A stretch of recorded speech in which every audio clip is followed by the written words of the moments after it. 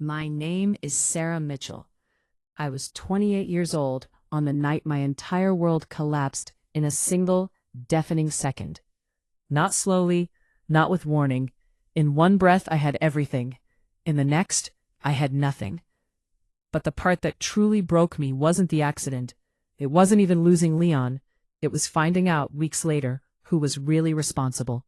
And when I tell you who it was, you won't believe it. Because I didn't either. The wedding hall glowed that night like something out of a dream. Soft golden lights hung from the ceiling. Music floated through the air, and the sound of laughter filled every corner of the room. Friends, family, everyone we loved, all gathered in one place, all smiling, all happy.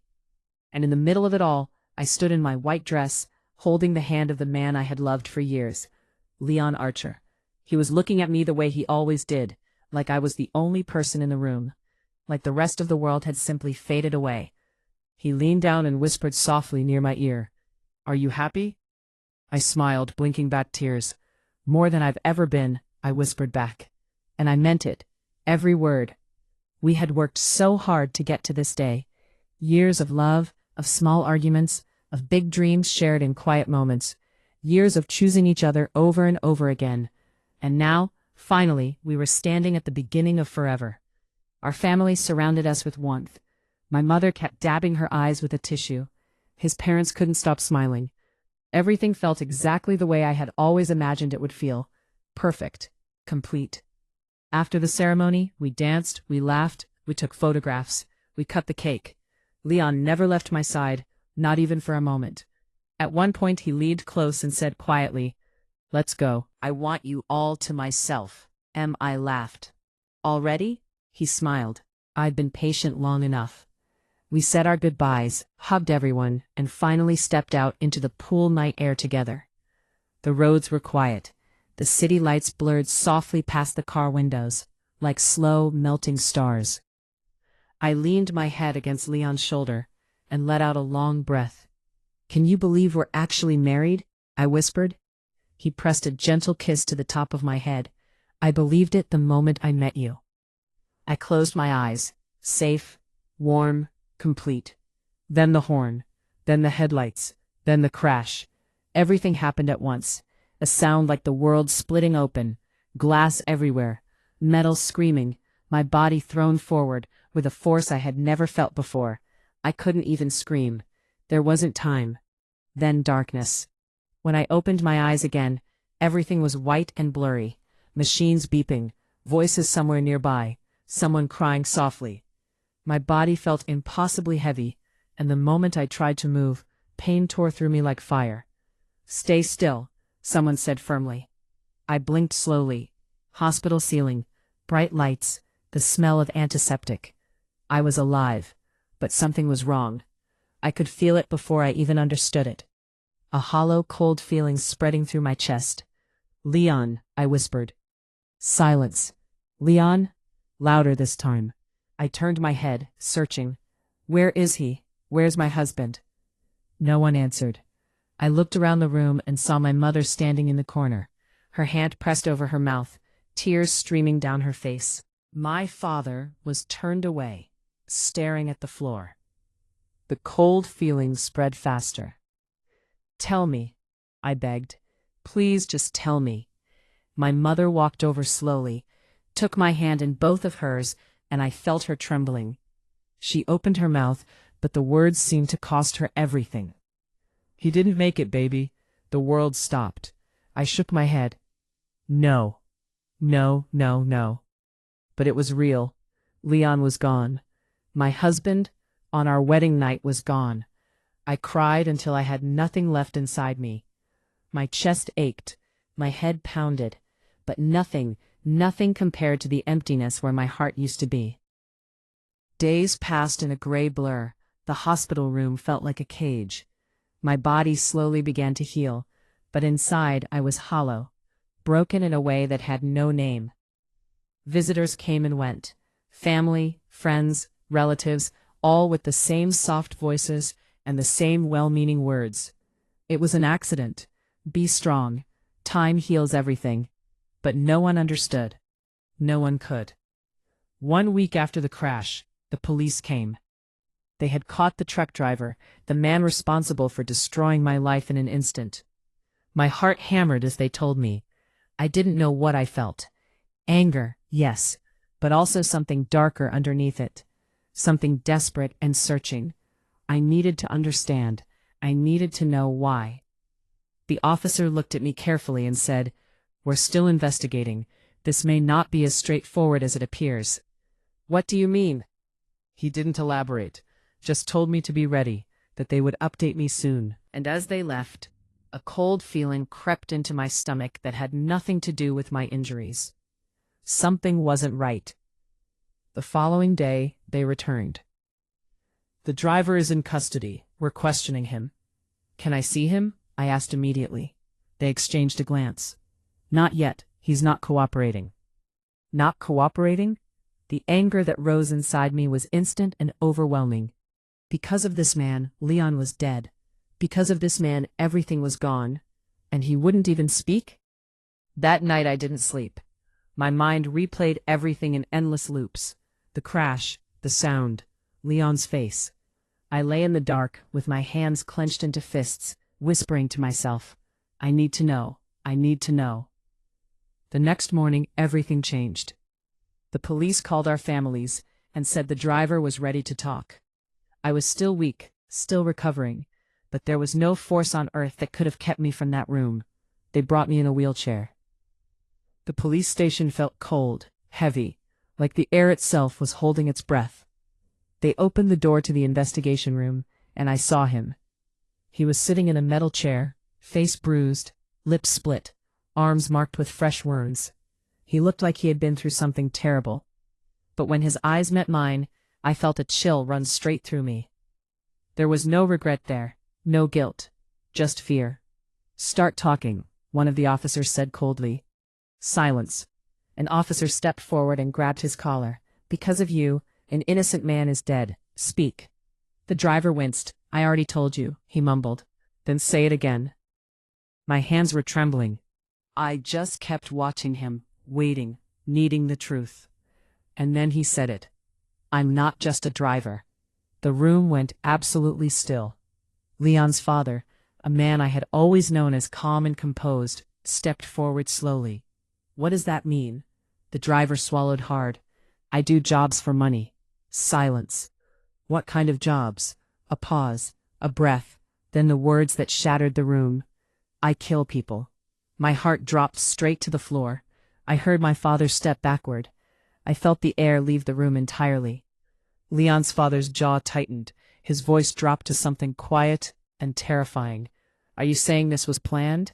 The driver nodded slowly. "Yes." I felt tears burning down my face before I even realized I was crying. "No," I whispered. "No, that can't be real." "I was given instructions," the driver continued, his voice low and hollow. "The car, the route, the timing, everything."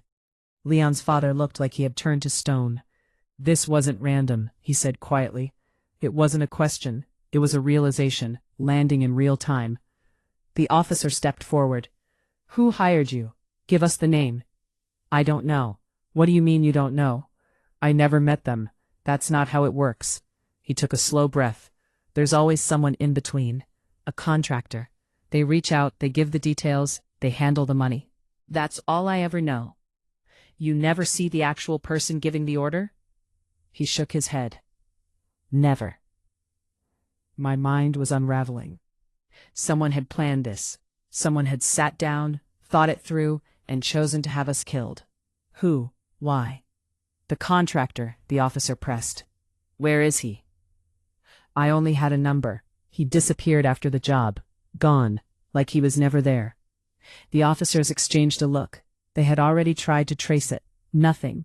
No identity, no location. A ghost. The room fell silent, but it was a different kind of silence now. Heavier, darker. Someone had ordered our deaths. Someone with a reason. Someone who knew us, and the police had no trail left to follow. My chest tightened. My hands turned cold. If someone had planned this, and if the contractor had vanished, then the person behind it all was still out there. Free, unreachable, and possibly very close to me. Weeks passed. The police kept working, but the investigation was slowing down. The trail was ice cold. It felt like justice was slipping away, and there was nothing I could do but wait and ache. But one person refused to stop. Leon's father. He wasn't just a grieving man. He was someone with power, with reach, with connections that most people never know exist. He had built a life through discipline and determination, and he was not the kind of man who accepted silence as an answer.